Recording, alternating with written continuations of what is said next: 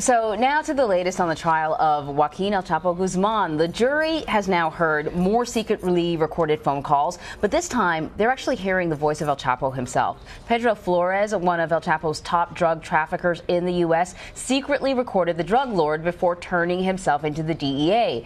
In one phone call, Pedro asked El Chapo to take $5,000 or so off the price of a heroin shipment. Now, during their cross-examination, Guzman's defense implied the voice on the recording is not his.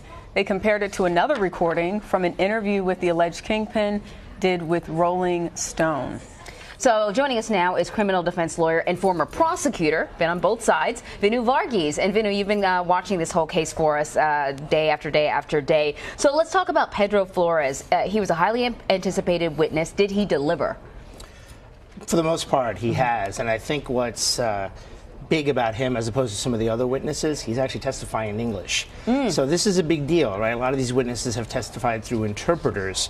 He's testifying in English. He acted as an interpreter for his drug-dealing father growing up and building the connections to the Mexicans. There's a couple other things here about this trial that you should take note of. One, New York City has the Empire State Building, the Metropolitan Museum of Art, the biggest tourist attractions in the world.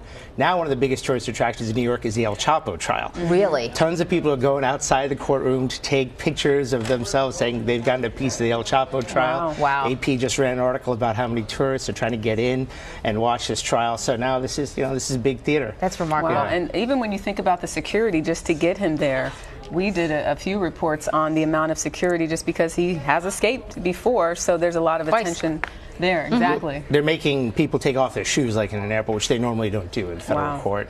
The other thing is that Flores' testimony, Chicago is known as the Windy City, but it's certainly Chicago's blowing these informants, these people over to the side of the government. Clever. It's some people call it the second city. I'm from New York, so I always look down on Chicago.